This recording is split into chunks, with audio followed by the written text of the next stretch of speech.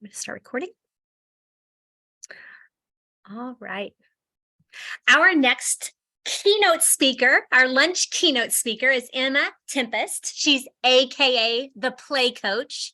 She is here with her unique rainbow thinking to get you unstuck from your problems and to help you make friends with all of your feelings the playful way. Emma develops trainings and workshops for early childhood professionals to help them understand how children learn through the power of play and how to use a play as a tool for building a strong foundation of well-being and education. Emma also assists adults in using the magic of play in their own well-being journey. As a certified positive psychology coach, she uses the latest research to ignite change in her clients. She also inspires people to connect to their inner child using playful tools to help people become more of themselves and to find joy in their busy lives. Emma, this is something we can all work with, right? Oh, yes, especially Next slide, me. please. So we kindly request your attention for a brief moment. In the spirit of transparency and respect for our community, we have some information that we would like you to read in the on-screen disclaimer. By taking a few moments to read through the disclaimer, you empower yourself with the pertinent information regarding the boundaries of our knowledge sharing community. I'm going to pause for just a moment.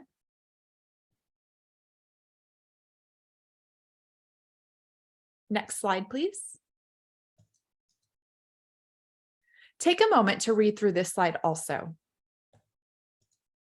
Then together we'll embark on these exciting sessions while we push boundaries and leave an indelible mark on the ever-evolving landscape of early childhood education knowledge. Emma and your cat in the background, the floor is yours. I was literally just about to say, you can all play bingo and see how many cats are here during this session. They seem to think that when I'm on Zoom, I'm talking to them. So I will leave you to guess how many you might see. And maybe I will reveal it at the end. Hello, thank you for having me. I'm so excited to be here. As you know by now, I'm Emma Tempest. I am a certified positive psychology coach. I'm an ex-early years teacher. I'm a wife. I'm a mother of a certain number of cats. And as you can see here, I am also a former child. So you may notice an accent. Yes, I am from England. I moved to America in 2016. And now I live in New Jersey on the East Coast. I was an early childhood educator for almost 10 years. And I ended up moving out of the teaching space and into the coaching and consulting world after I had a really deep period of depression, anxiety that it led to burnout. And now I use what I know about play to help adults get in touch with their own inner child and to aid them with their emotional well-being. So I'm here today to talk more about the play side of things and the feeling side of things, but it all interlinks. So some uncomfortable feelings that you might have in your childcare setting when children are playing, hopefully I'll be able to cover them for you today. And I know when I was in the classroom, I would have questions like, what am I supposed to be doing right now? Am I supposed to be teaching them something? Are they even learning anything? Do I intervene? Do I steer them that way? Do I steer them this way? And I'm here to let you know that all those questions are welcome. The chat is open, so please, if you can interact with me as much as possible. I know you're having your lunch, but it will help me feel more engaged with you, especially because I can't see you. So I really like having that back and forth in the chat. And yeah, all questions welcome. I'll cover some already. No, I never met the Queen. I don't like Bridgerton. And yes, fish and chips is the best food in the world. Okay, they're the main questions that I usually get asked. Alrighty. So yeah, here's what I'm going to cover. And if there's anything you want to know, like I said, put it in the chat. We're going to do a bit of question time at the end as well. But yeah, I want to talk to you about what learning through play really means, how, and if you can, measure the play. What do adults do when the children are playing? And can we actually plan for children's play? So have a think about what some of your answers are right now. and we'll see if they match up with what I have to tell you in a bit. Alrighty, so I want you to take a second to think back about your most positive memories of play when you were a child. If you had a difficult childhood and this exercise might seem hard to do, I want you to employ your imagination and instead think about what you would have absolutely loved to have experienced. I want you to paint a picture of that and then turn it up even louder, all the way. Make it brighter, make it vibrant, and really, really just take a moment to tap into any feelings that come up. And I want you to think about what you remember the most about playing as a child and how it made you feel. And if you can put that into the chat, that would be great. The thing that I always think of is playing outside in our local park area. It had loads and loads of trees and little secret paths. And I always remember one particular summer where I have no idea why my mother let me do this, but we took like adult size shears and cut a load of branches away to make another secret path. And we must have spent days doing that, let alone hours. But I always remember it being one of those happy memories of playing with other people on the street, everybody joining together, working as a team and being outside. And it's ironic now because I personally don't really like going outside anymore, but I definitely remember that that was a very happy memory. Playing with my friends in the neighborhood all outside. That's what I just said. It was wonderful. It makes me sad for kids today. They're only on video games. Yeah, I hear that a lot. The difference between then and now is phenomenal for a lot of people. Getting dirty, climbing trees. Yep, I remember doing that too.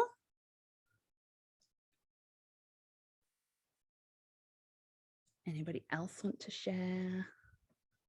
I also remember like us having a rule about you can play outside, but you have to come in when the street lights come on. But we never actually did. We would always try and stay out even later. I also remember playing outside in the rain a lot.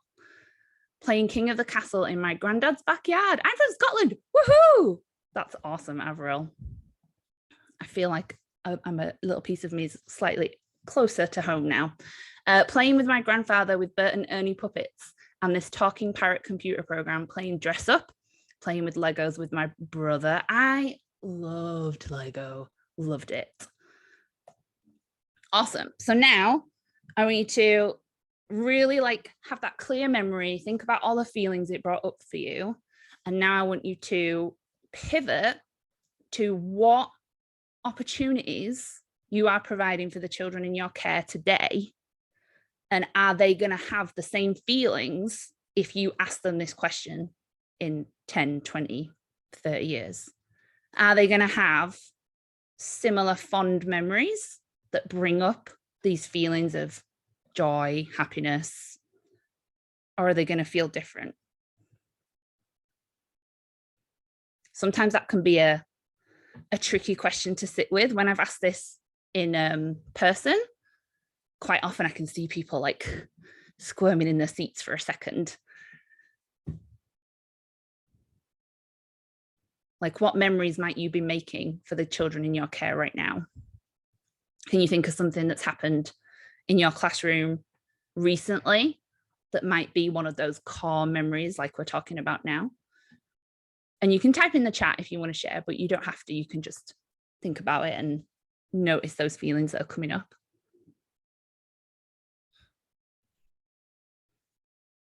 And now I want you to pivot again and think about what play happens in your own personal life. Where are you finding pockets of joy? Where are you creating joy on purpose? And if you're not, or if you can't think of anything, what would a tiny little step towards that playful direction look like? Maybe it's leaving work 5 minutes early. Don't tell your boss I said that. Maybe it's getting your favorite drink from a coffee shop on the weekend, but asking for extra whipped cream on top. We have a mud kitchen and climbing tree because of my fond memories. Oh, I love that, Sue. Shopping, going on vacation, to the movies, out to eat, being an aunt, swimming, listening to loud music, enjoying food. Oh, yes. Music is so transformative for my emotions. I love that. Hiking. Oh, wow, Sue, you are outdoorsy.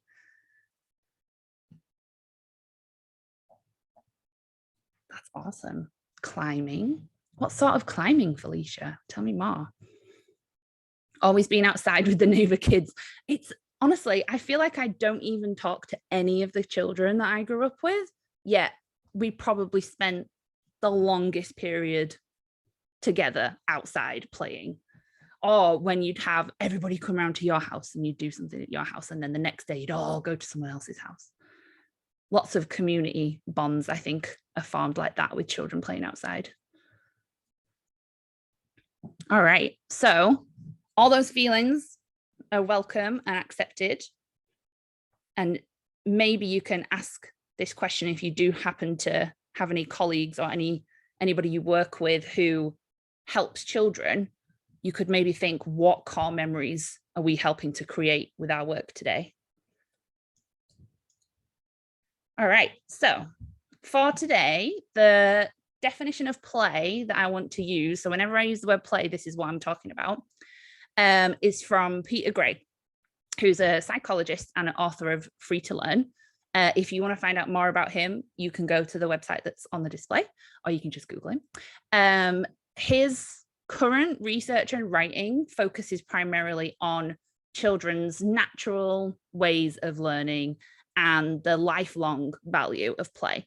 And all of the characteristics that you can see have to do with motivation and attitude. It's the want to do something, not the feeling of having to do something.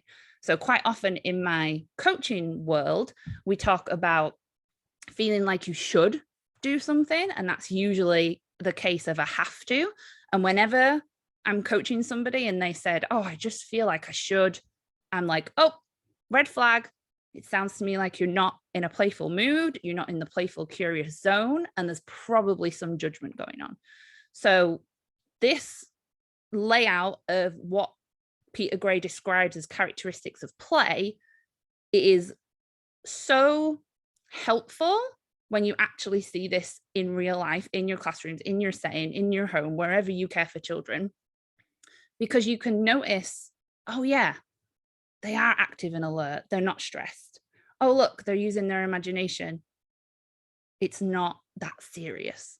Oh yeah, they're making up rules, deciding what to do. I'm not the one telling them how to do this.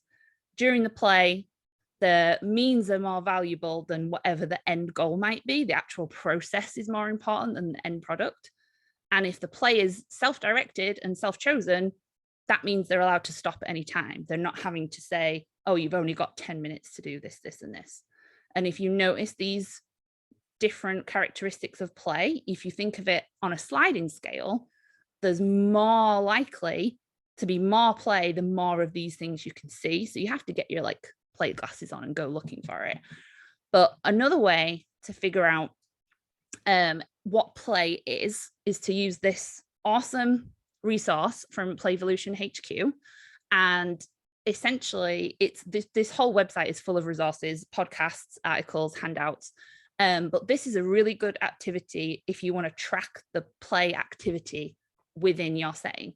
You can track groups, individuals, areas in your setting, and you can also track the adults. So it's really good for admin if you want to do some tracking of staff. So all the, this is hard to do when I can't see. Oh, it's over there. Okay. So all of this play like at the top left-hand corner is when the children have abundant power, control, and choice over their activity.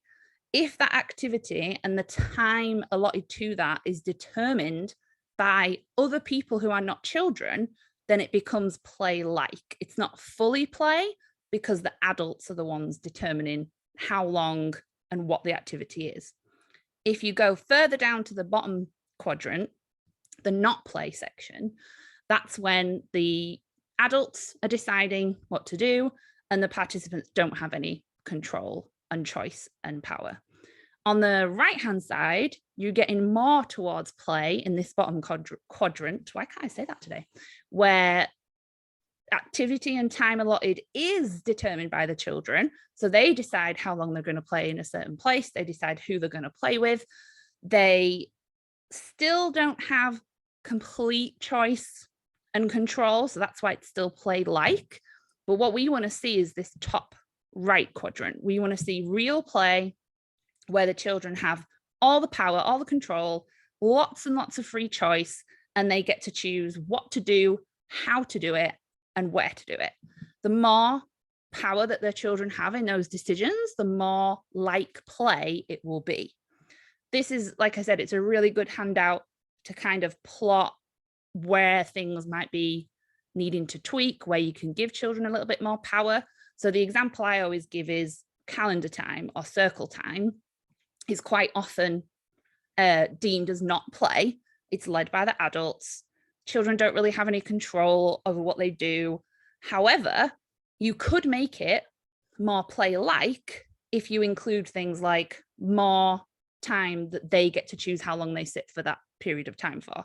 If you give them more choice about maybe we do the weather today when we go outside versus sitting on the carpet and doing it as a group. There's another resource here that I've made that works kind of in the same way, but it's more using that sliding scale. So to carry on with our calendar time example, if you think about where it falls under each of the characteristics along the bottom, you can figure out, okay, well, it's not really very imaginative. It can be, maybe we could, tell a story during calendar time that is based on your imagination, but it's not really. Are the children active and alert? Sure, you might have a days of the week song that might perk everybody up. Is it self-directed? Most of the time, from my observations at least, it's not. It's very much adult-led. Here's what we're going to do next. You all have to do it like this. Do they value the means?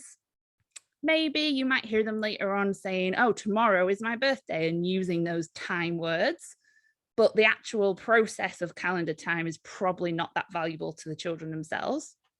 And then when you think about them creating the rules, absolutely not. So if we want to involve more play, then we need to up all of these different things. We need to get them from the no to the ish, all the way up to the yes. And sometimes that's not going to be possible. However, using a tool like this can help you to tweak each of those levels. It doesn't have to be, completely 100% playful. There's no shame. There's nothing wrong with things, not being imaginative. Things like, fire drills. They have to be practiced. We have to do them in a certain way. They have to be seen as real, but they're also super valuable. And we also don't want to go too far the other way and scare the children. We want to make sure that they feel safe. So sometimes you do have to have rules from adults. What I want to show you by using this tool is how you can play with it and tweak it, because more play equals more learning. Oh, and you can download it at that link as well. All right, so now we're going to talk about the play cycle. So as I talk about this slide, I want you to think about what you currently do at each stage of this cycle. So when children are playing, they go through each stage of this cycle, and you as the adult can do this as well. So this is one of the things to help answer that question, what can you do while children are playing? So when children are coming into a play setting, the first thing that they do is observe. They look around, they get a feel for what's going on in their environment, what resources are available, who might they want to play with. And while they're playing, you can observe too. You can figure out, okay, what are they doing? How are they using these resources? What can I hear them talking about? Who are they talking to? And you can observe how they're feeling. You can check in with facial cues, body language. They might be saying how they're feeling. All of those observational skills are just as important for the adults as it is for those children as they're about to start the play cycle. The next part of this is when they start to hypothesize. So children will see what there is to play with, who there is to play with, and they start to have ideas. They start to figure out, oh, I might want to test this out, or, oh, I wonder what that can do, or, oh, so-and-so's over there and they've said they will play with me today and we're going to play pirates, so I'm going to go play over there with them. They start to figure out what might happen if they put this resource and this resource together. And resources include you as well as the adult in the room. So you can also begin to hypothesize and reflect on, what do they currently know? What might they want to find out that might be a new piece of information? And then how can you tie those all together with the relevant learning standards that you're meeting in your setting? You can notice what they might have already figured out and then line that up with what they might want to learn next, or indeed they might want to learn it on a deeper level. So maybe there's some more knowledge they can learn about the same thing. When they have a hypothesis, they decide, okay, I have this idea, I want to go test it out. So the next thing they do is they start to question. Sometimes if they're verbal, they might question it out loud. They might have a thinky face. I'm sure you've all seen that. Even pre-verbally, they're still questioning and trying to figure something out.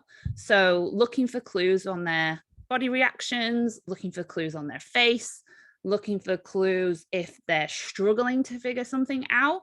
Maybe if they're pre-verbal, they might be concentrating on looking at something. They might be staring at it because they're just completely fascinated by it. They might have lots of awe and wonder about something. Another one is when they scrunch their eyebrows up when they're concentrating. Something I used to do as a kid was stick my tongue out when I was concentrating because I was thinking really hard. And quite often at this stage, when they're questioning, they might get frustrated because things aren't going the way that they hypothesized. You can help them by verbalizing these questions like, oh, I wonder what would happen if, and just letting that hang out in the air. And then the next stage is exactly what that question leads to. It's, well, let's plan it and find out. So children decide what they're going to do next in their play. They don't have an adult tell them what to do. So if you say, oh, I wonder what would happen if you put the pipe and that bowl next to each other and ran the water down, and then you have a whole string of ideas, you've made it less playful for them because you're the one initiating it. Whereas if you just plant that seed, it might help them figure out, oh yeah, I can plan it this way. So they decide what they're going to do next. They don't have an adult tell them what to do. They make a plan. And for your cycle as the adult watching, that's when you can help them with maybe turning their thinking and questions into activities that they can choose to explore. Maybe you can think of a resource that you might have and think, oh, that would be so good for their plan. And you try and figure out how you can interject it into their play without it coming from you. And that's the next part of the play cycle. So as the children seek out resources to try out their plans, you can help them by talking with them, verbalizing what they might be trying to do, preparing the environment, making things accessible, making sure there's lots and lots and plentiful resources for them to choose from, and essentially saying yes more than you say no. And that facilitation piece is what I do in coaching all the time. It's just facilitating how to help someone figure out their own problem. And then you go back to the start and you observe what happens. And so do the children. They observe and figure out, okay, I've made this plan. I've run my hypotheses through it. I have these questions. Now here are my answers. And then it all starts all over again. So a really helpful tool is to have this on the wall somewhere. And then when you notice children playing, figure out which stage of the play cycle they're in. And then you can insert yourself into that same stage with them to support them at each section. Alrighty, so we've talked about what play is and what play is not. We've talked about how we can measure it as it happens in our classroom. but what do we actually physically do while those children are playing? So we've already given you some little tips and tricks for the play cycle, but what I want you to do now is think about the last time you saw children super duper engaged in their play and what you did as an adult. And if you can type that in the chat, that would be great. So the last time I saw some children playing where I was able to help them was probably when I was nannying and we were at a park. And I noticed that the children that I was looking after were trying to create a game of tag. And they were trying to like get all the other children involved. Let's play, we can do this. We need more people, blah, blah, blah. And I had to decide, okay, do I help them find people? Do I sit back? Do I warn them about maybe that really big child that they've asked to join in might bump into them? Do I just lay back and see what happens? All of these questions are happening in my brain as they're organizing their play, and I have to make a decision of what to do. So the next few slides are going to help you figure out when to do that, how to do that in a way that supports the play to keep on going. Oh, Amy says took pictures. Yeah, documenting the learning and the actual playing is so important. And pictures and videos are great for that because it actually captures what really happens rather than if you write down a judgment about what happens. Sue says, when my students found some snails in the garden and wanted to engage with them, I got out some books from my library. Yes, perfect. We also looked up what they ate on the computer. Awesome. Felicia, when they needed to build a huge tower out of building blocks. Yeah, love some block building. I definitely take lots of pictures and share them with the children as well. Yeah, all my kids when I worked back in England absolutely loved looking at their photos from their play.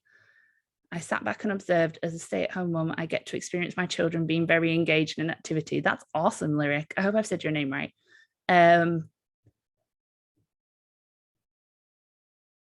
Yeah, fab. Okay, so this framework, this framework is gonna help you kind of like with the play cycle. It'll help give you some tools and figure out when to use them and how to use them. All right, so the first one is setting the stage. So you might have heard the phrase, be the guide on the side rather than being the center of the stage, and waiting for an invitation. So you set the stage, you set out the resources for your childcare setting, you create what I called earlier, I think this comes from Janet Lansbury, I'll have to check, but you create a yes environment. So you want the resources to be accessible. You don't want the children to have to keep coming and asking you for things. It should be easy for them to create their play and to keep it going. And having plentiful resources, like I said earlier, includes time. One thing that I coach quite a lot on when I go and teach in early childhood settings is they don't have enough time to actually begin the play. Quite often 45 minutes of uninterrupted free play is the suggested amount of time. If you think about outside, if you can go outside for more than that, that's even better because outside is, as we all know, so beneficial. Establishing routines. The more routines that you have, what the children know about, which is why this visual timetable is so helpful, the less stress is on them because they know what's coming up next. They know that this part of the day equals this and that part of the day equals that. And then making sure you take your temperature too. So checking in on the energy you're bringing to the classroom, making sure your relationships are prioritized, and taking a deep breath. We all know how important breath is to everybody, not just early childhood educators. Does anyone in the chat have an example of something they have done that helps set the stage to promote play? And it can be something straight from here that you've done or something else.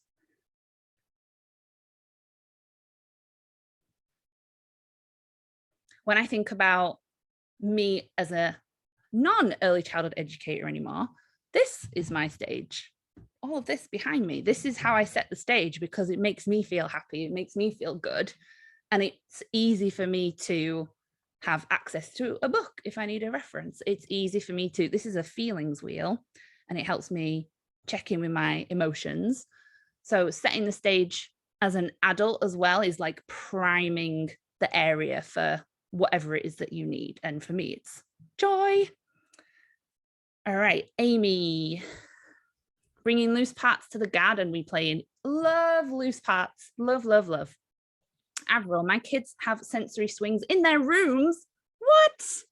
That's awesome. I am so jealous. Crystal, play classical music in the background to keep volume downish. Yes, that was something that I really liked to do in the morning as the children were coming in. It was like, this is a calm place. You are safe and chill here. Sue, we are outside 90% of our time, and I set up provocations when I notice what the kids are interested in. Awesome. Yeah, following the children's interests is the easiest way to keep play going.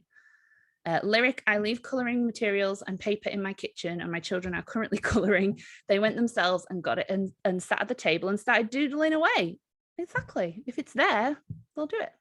We also have quiet spaces indoors and outdoors from Sue. Yeah, it's really important to have those quiet spaces in both of those areas. Thank you so much. All right, let's see on the next slide. So this one is a big one. I think actually the most popular question I get is, when do I help and when do I let them figure it out? And the key for me is, does it help the play to keep going if you intervene? If it doesn't, then they can probably figure it out themselves. So you only need to help when it's necessary. Obviously, when there's a safety issue, absolutely go help. But if you can problem solve for the benefit of the play, and I'll explain a little bit more about that in a second, that is way more helpful than you going, oh, I'm not sure, oh, panic, oh, and then you feeling really stuck. So the first thing you can do is pre-teach the skills of negotiation, pre-teach skills of how to ask for help, pre-teach skills for how to breathe and calm down. The more you can pre-teach these skills when children are already calm and that prefrontal cortex is engaged, the more likely they are then to use them in their play when you're not around. Same for mediating conflict. So when I see teachers and adults in classrooms try to mediate when they use the rules as a barometer, so say somebody knocks somebody's tower down and then the kid whose tower it is hits the other kid.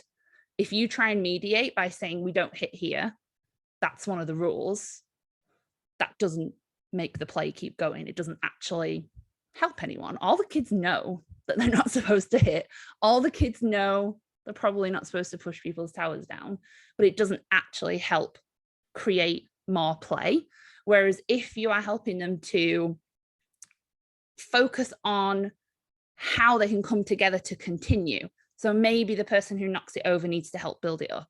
Maybe the person who hit needs some help to calm down, like we have on the next picture with the little breathing kid. All those humps in the road that come from focusing on the rule that was broken take away the skills of rebuilding, repairing, nourishing those relationships and giving voice to the children who are upset, both of them in that case. Maybe the one who got hit is really upset about getting hit, and maybe the one who hit is also really upset that their model got knocked down. So focusing on repairing that relationship so they can go and play, whether that's together or alone or with someone else, is way more beneficial as a skill for you to have than just focusing on the rule that was broken. And just like with setting the temperature, your temperature, we need to teach children how to measure their own temperature and eventually give them the skills to calm down and help others calm down. One of the coolest things I ever saw was a child who was really, really upset being helped by another child. And I could just sit back and be like, wow, you got this. You literally don't need me. You've built this little community with each other. And that's really what we want for humanity, right? Like we all want to help each other out. Does anyone have any examples for help skills or help lessons, things that they've maybe taught their children, examples?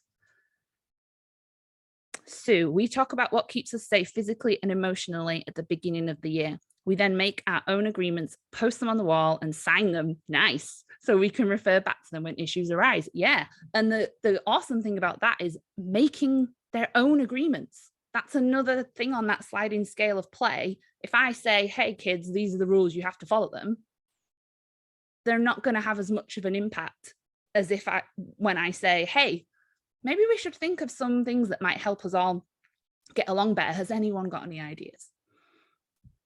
That's awesome, Sue. Anybody else want to share? I know when I was a nanny, one of the hardest things that I found just personally was seeing the children out in public with other children who were not my responsibility and really, really, really wanting to help. Like when they're in your own classroom, you have that authority to kind of, get involved and role model. But when it's other people's children, it's a little bit trickier. We have to definitely manage our own emotions a lot when it comes to helping. Crystal, I use a talking stick to take turns telling their side of the issue and have a designated area to do this. I love that idea. And especially like just taking turns means, yes, I've got the stick and I'm talking, but that means the other person, it's their turn to listen. That's awesome. All right, I'm going to move on to the next one. Keep typing in the chat though, if you are already mid-sentence. Okay, so here is the next one, which is from Lisa Murphy, and it's all about being intentional. So Lisa Murphy is the play queen, and she has these 3 questions. What are you doing? Why are you doing it? And who is it for? So if you are an admin and you want to help your staff develop their understanding of play, these 3 questions are gold. As an educator, if you can articulate the choices that you're making in the classroom.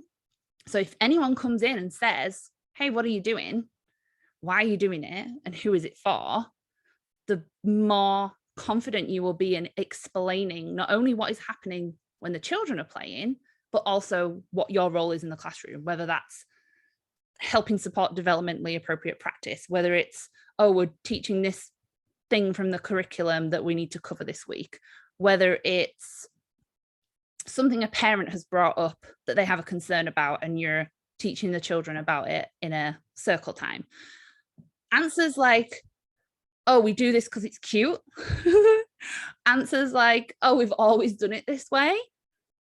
I'm not trying to call out anybody who has those as answers, but these questions really help you think about, is that answer good enough? And if you can use these questions as a tool to support and improve that understanding of child development, that understanding of how children learn through play, wonderful. Oh, Amy says, we have one big rule. People are not for hurting. I'll deal with everything else without making a big deal. Yeah, chill. I mean, literally, it might be the next slide or the one after, but I talk about that exact thing. Like, nothing has to be a big deal unless you make it a big deal. So does anyone have an example of somebody, maybe a licensor coming in, maybe a new parent that you're touring around, maybe it's somebody who is a speech therapist, an OT, and they've come into your classroom and they ask you a question and you've just gone, oh my gosh, I have no idea, deer in headlights. How would these questions help you? What are you doing? Why are you doing it? Who is it for?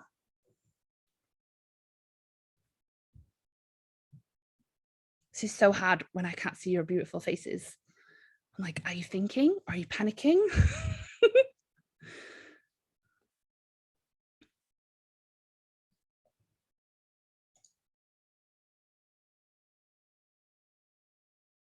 All right, if you have any ideas, let me know in the chat. And if not, these are just some really good questions to reflect on. All right. Notes. So we had someone mention this earlier about taking photos and documenting, being that observer, not only at the start of the play cycle, but throughout the whole cycle. We need to make sure we're reflecting on what we saw. What do you think they learned? What do you think they enjoyed? What did you learn from watching it? Get other people's opinions. What did your co-teacher notice? Maybe they saw something before you started watching that now makes total sense that you were really confused about before because you have their input. Videos are always fun to watch because you can watch multiple children and track each one separately. One of my favorite things to do when I was in the classroom was writing down quotes and actual words that the children say, because they articulate things way better than I ever could. Drawing pictures of their ideas is sometimes really helpful to have that extra like visual element. And just to make sure that when you are writing down your notes and assessing, that we're not diagnosing children. We're not doctors, that's not our role. We've already had a couple of examples in the chat about note taking. Does anyone have anything they want to share or any questions about how to do this? I'm going to read out this quote while I let the chat go. So, stand aside for a while and leave room for learning. Observe carefully what children do. And then, if you have understood well, perhaps teaching will be different from before. Loris Malaguzzi. Sue, we post daily on our social media page of what we are doing and use kids' words sometimes. Yeah, social media is so good for parent connections and sharing. Oh, here's a picture and here's what we observed. Because those are two different things. Like anyone can interpret anything they want from a photo, but having that note from the person who was there, who has that understanding of child development and knows the children, gold, beautiful. All right. Oh, here we go. So yeah, sometimes things are not a big deal. I want to make like Elsa and let it go. Release control. You do not even have control over other human beings. And sometimes that can be a bit of pill to swallow. You can't control what anybody else does, but you can control the environment. You can prepare it as much as you can. Like we said earlier, say yes more than you say no. And if you are struggling, if there is oh, well, I can't do that, then brainstorm some possibilities. How could I do that? Maybe if I had an extra member of staff, maybe if this child was working with this child, it would work better. Maybe if we had some parent helpers, like whatever the problem is, brainstorming that with all those people involved can help you figure out, how can I do this thing? Even if it's not 100% the thing that you want to do, even if it's just 10% closer, like we said on that sliding scale earlier, to get more play and more relationship building in the classroom, then that's awesome. Another thing that comes up a lot with empowerment is trust and risk. So quite often I'll coach people on how to assess an environment when children are in there taking potentially risky choices, and how you can manage your own emotional well-being so that you can say yes without your own personal feelings of fear, scared, worry, implementing what happens to the children while they're playing. You can allow children to make mistakes. You're allowed to make mistakes. You can observe them testing their own boundaries. You can make sure that they're saying yes more than they're saying no.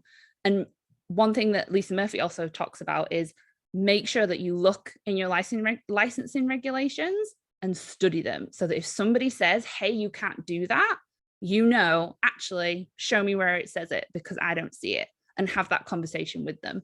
That is way more empowering for yourself than being told what you can and can't do just because it's someone's opinion.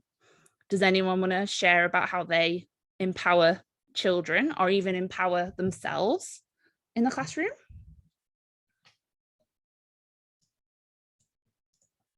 This is something that I do a lot in the coaching side, empowering ourselves, like repping that self-trust muscle, you know, making sure that you're celebrating the wins that you have.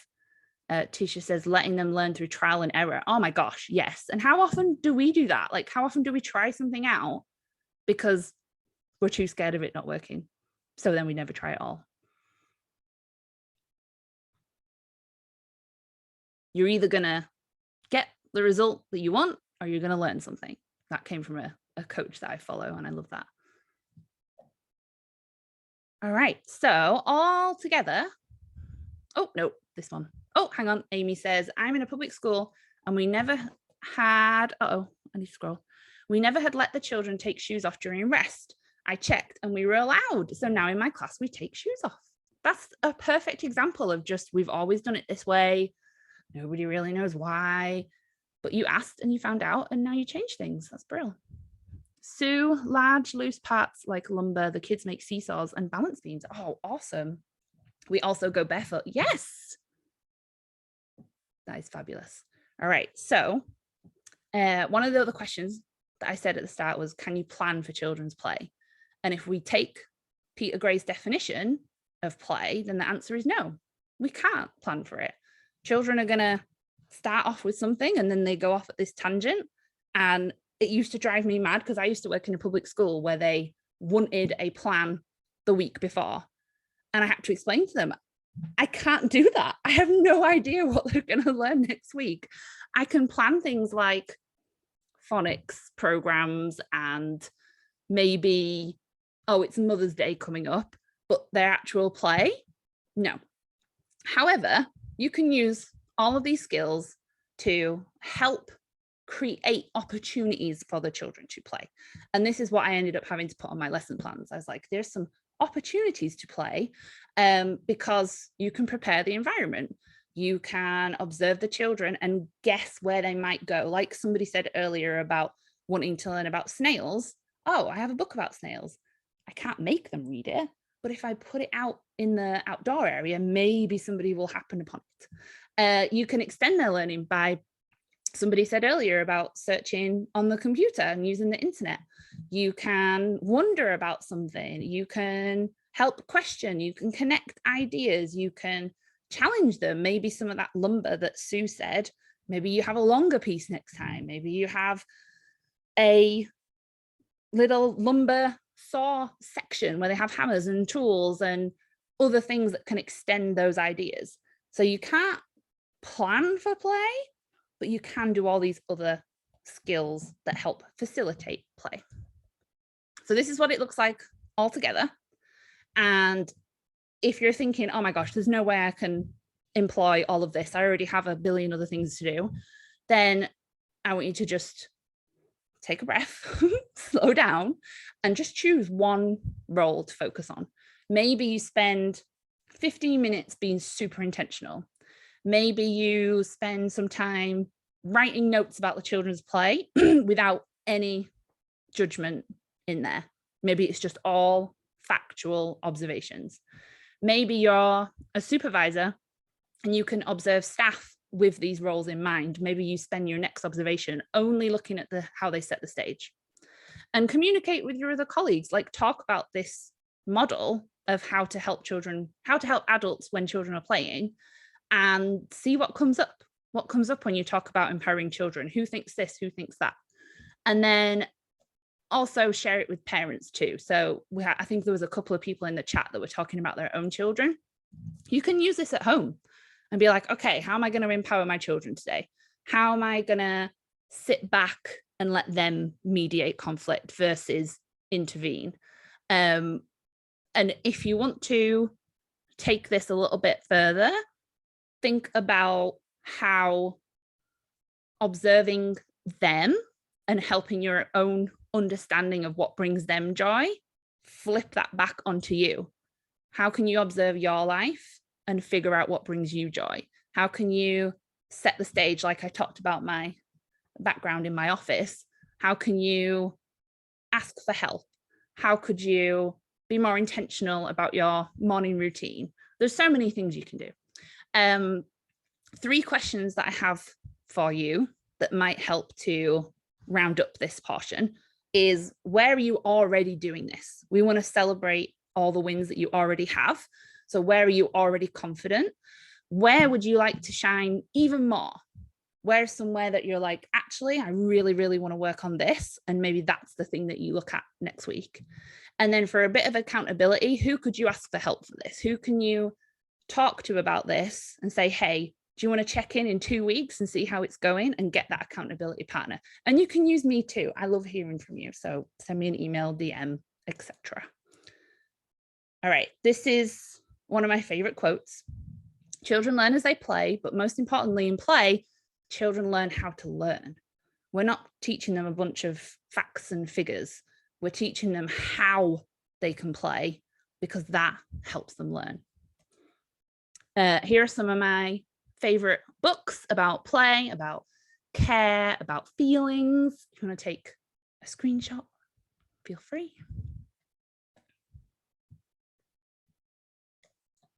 And now it's time for Q&Q. So as a coach, be warned that I may answer your question with another question, because that's what I do. It's really annoying. All my clients hate me for it. But I want to get you thinking even